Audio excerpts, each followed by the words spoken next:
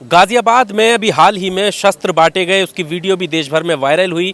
शस्त्र बांटने के पीछे जो वजह बताई जा रही है वो ये कि उनका कहना था कि बांग्लादेश जैसी स्थिति अगर हमारे देश में होती है तो हमने आत्मरक्षा में ये हथियार बांटे हैं ताकि जिहादियों से निपटा जा सके। लेकिन सवाल यही है कि उत्तर प्रदेश, जिसको उत्तम प्रदेश योगी आदित्यनाथ कहते हैं, ऐसे में कैसे हथियार बांटे जा रहे हैं, प्रशासन कहाँ है और इस तरह की घटनाएं क्यों हो रही हैं, इस पर बात करने के लिए डॉक्टर अरुणेश यादव जी हमारे साथ हैं। इनसे हम बात करते हैं। सर, किस तरह से देखते हैं शस्त्र खुलेआम बांटे जा रहे हैं? नहीं, देखो साहब, देश तो संविधान से चलेगा, इस बात में तो कोई शक शुबा नहीं है। और जिन्हें अगर इस बात को लेके कोई संशय है तो वो देश छोड़ दें, क्योंकि हम संविधान को मानने वाले लोग हैं, संविधान की रक्षा करने वाले लोग हैं और संविधान का सम्मान करने वाले लोग हैं। और रही बात जो गाजियाबाद की घटना है, वो घटना इसलिए अंजाम दी जा रही है क्योंकि शासन प्रशासन अपना काम सही से नहीं कर पा रहा है।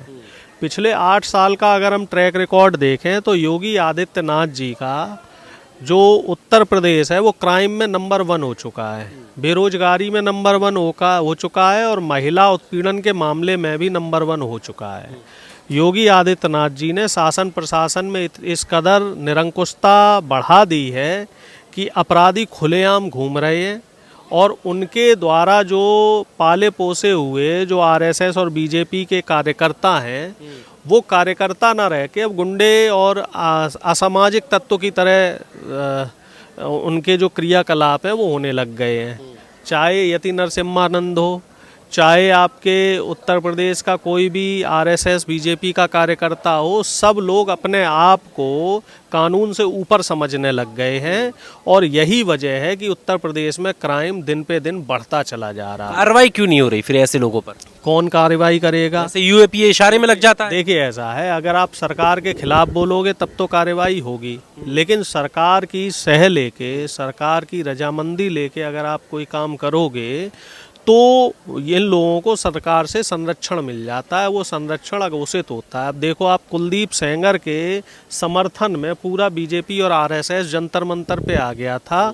किस तरीके से वहाँ प्रदर्शन किए कुलदीप सेंगर के समर्थन में, वो भी देखने वाली बात थी कि बीजेपी के कार्यकर्ता बलात्कारी के समर्थन में खड़े हुए हैं। और वहीं उत्तर प्रदेश का पूरा क्षत्रिय समाज अब कुलदीप सेंगर के समर्थन में आ गया है। अब सोच के देखो कि एक बलात्कारी जो किसी भी बहन बेटी के साथ बलात्कार कर रहा है, उसका सपोर्ट पूरा एक समाज कर रहा है, तो ये कितने शर्म की बात है, कितने खतरनाक बात है इस देश के लिए कि जहां गुंडों को, अपराधियों को और बलात्कारियों को समाज द्वारा समर्थन दिया जाता है।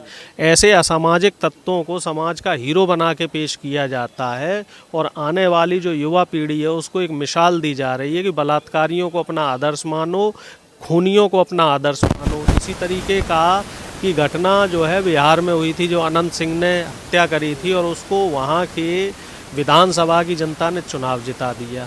इसी तरह की घटना आप मध्य प्रदेश में देखो कि आए दिन वहाँ भी लिंचिंग हो रही है, गरीबों दलितों के ऊपर अत्याचार मध्य प्रदेश में भी खूब हो रहे हैं। कुछ इसी तरह से संघ की प्रयोगशाला अभी आपका उत्तराखंड भी बना हुआ है। अंकिता भंडारी को अब तक न्याय नहीं मिला, 2 साल हो गए, 2 साल से तो मैं देख रहा हूँ। और वहाँ जो बीजेपी के बड़े नेता का इन्वॉल्वमेंट है, बीजेपी उनको बचाने में लगी पड़ी है। ये एक राष्ट्रीय लेवल के नेता हैं बीजेपी के जो उसमें इन्वॉल्व है। तो बीजेपी अपने नेताओं को बचाने के लिए न्याय को, कानून को और देश के संविधान को कमज़ोर करने का काम कर रही है। अब एक नया मामला और उत्तराखंड में आपके सामने आ गया, एंजल चकमा का। अब तक तो ये कहते थे कि मुसलमानों की लिंचिंग हो रही है, अब तो इस देश में कोई भी जाति का, कोई भी धर्म का, कोई भी नस्ल का, कोई भी क्षेत्र का व्यक्ति सुरक्षित नहीं है। मुसलमानों की लिंचिंग होती है, दलितों की लिंचिंग होती है, आदिवासियों की लिंचिंग होती है, साउथ इंडियंस की होती है, क्रिश्चियंस की होती है। अब नॉर्थ ईस्ट के लोगों को भी चाइनीज और पता नहीं क्या क्या कह के उनके खिलाफ भी अत्याचार की घटनाएं आ रही हैं, उनकी हत्याएं हो रही हैं। सब हो रहा है। अखंड भारत की बात कही जाती है, सशक्त भारत की बात कही जाती है, विश्व गुरु बनने की तरफ हम अग्रसर हैं ये कहा जाता है। तो क्या ऐसे बनेगा विश्व गुरु? नहीं, ऐसे तो साहब विनाश गुरु बनेगा। देश विनाश की तरफ बढ़ रहा है, देश तरक्की नहीं कर रहा है, देश में कट्टरता बढ़ रही है। पाकिस्तान का जो हाल हुआ या जितने भी मुल्क हैं, चाहे वो अफगानिस्तान हो, चाहे नेपाल हो, चाहे चीन हो या बांग्लादेश हो, जिन जिन देशों में कट्टरता बढ़ी है, आप अरब देश में देखो ना, खाड़ी के कई देश जहाँ जहाँ कट्टरता बढ़ी, इराक हो, सूडान हो, तो उन सब देशों की तरक्की रुकी है और वो देश जो है बर्बादी की तरफ बढ़ गए। तो हमारा देश भी कहीं ना कहीं जब जैसे जैसे देश में कट्टरता बढ़ रही है, तो मुझे ऐसा लग रहा है, मेरी जो सिक्स सेंस है वो ये कह रहा है कि देश का जो विकास है, जो देश की तरक्की है, जो देश जिस स्पीड से तरक्की करनी चाहिए थी वो तरक्की रुक गई है और देश। एक सवाल ये भी है कि जब सशक्त हाथों में ये देश है, कहते हैं मजबूत हाथों में देश है, देश सुरक्षित हाथों में है, तो फिर सुरक्षित देश में खतरा कैसा? हिंदुओं को सबसे ज्यादा खतरा है। अब इस जवाब में ही तो सवाल है कि देश अगर सुरक्षित हाथों में है तो देश के नागरिकों के अंदर असुरक्षा का भाव क्यों पैदा हो रहा है? देश के जो नागरिक हैं, गरीब है देश का, और जो देश के 90% लोग हैं, वो अपने आप को असहज और असुरक्षित महसूस क्यों कर रहे हैं? क्यों इस देश में असुरक्षा बढ़ती जा रही है? अभी एक आंकड़ा और आया है कि हमारा देश असमानता के मामले में वर्ल्ड में टॉप 3 पे आ गया है। एशिया में हम टॉप पे आ गए हैं। भुखमरी और हैप्पीनेस इंडेक्स हमने देख ही रखा है कि कितनी गिरावट हो गई है। प्रेस की जो स्वतंत्रता है उस मामले में भी हम कितने नीचे हैं। तो अगर ये सब आंकड़े पिछले 10 साल में हमारे फेवर में ना आके हमारे अपोजिट आ रहे हैं, तो इसमें प्रधानमंत्री को सोचने की ज़रूरत है कि आखिर वो देश को किस दिशा में ले जा रहे हैं और आखिर उनका विज़न क्या है। क्या घर घर हथियार बांटने से, क्या लोगों की जाति, धर्म और नस्ल पूछ के उनकी लिंचिंग करने से देश तरक्की करेगा?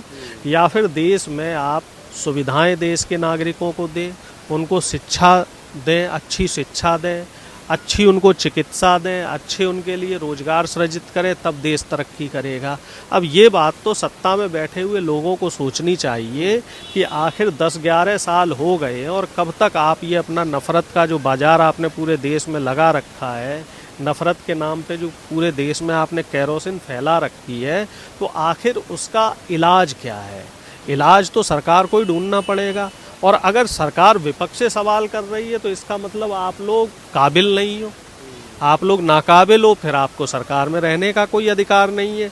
जब आपकी डबल इंजन की सरकार होते हुए भी देश में लिंचिंग बढ़ रही है, देश में मुसलमान अपने आप को असुरक्षित महसूस कर रहा है, देश का दलित अपने आप को डरा हुआ महसूस कर रहा है, देश का गरीब गुरगा अपने आप को सेफ महसूस नहीं कर रहा है, तो निश्चित तौर पे सरकार की नाकामी है। पर आपने अभी विजन की बात की, प्रधानमंत्री का तो एक ही विजन है, राष्ट्र सर्वोपरि, कह रहे देश को विश्वगुरु बनाना है, देश सशक्त करना। देश विश्वगुरु कैसे बनेगा? मैंने सरकार से और प्रधानमंत्री से सीधी सी बात पूछी है कि देश कैसे विश्वगुरु बनाएंगे? क्या इसी तरीके से विश्वगुरु बनेगा कि आप किसी भी समुदाय के किसी भी व्यक्ति की लिंचिंग कर दें और वो आपका देश विश्वगुरु बन जाएगा?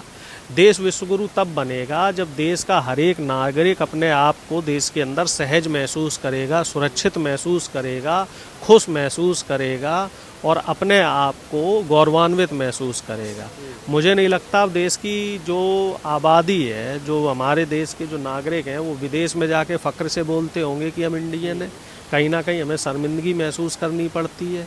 हमारा वीज़ा कमज़ोर हो रहा है, वीज़ा की जो हमारे देश के जो पासपोर्ट है उसकी ताकत कम होती जा रही है धीरे धीरे। हमारा रुपया कमज़ोर होता जा रहा है धीरे धीरे। डॉलर के मुकाबले देख लो, हम 90 रुपये से भी नीचे चले गए हैं। कहाँ हमारा जो रुपया था वो बहुत मजबूत था, हमारा जो पासपोर्ट था उसकी ताकत बहुत अच्छी हुआ करती थी, हमारी बड़े बड़े देशों में अच्छी हनक हुआ करती थी। अब छोटे छोटे देश भी हमें आंख दिखा देते हैं।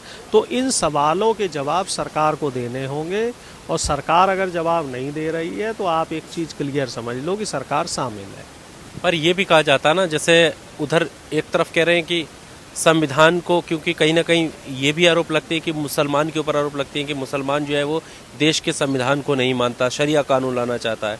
दूसरी तरफ हिंदू राष्ट्र के लिए यात्राएं भी निकल रही हैं, हिंदू राष्ट्र बनाने के लिए आगे बढ़ रहे हैं।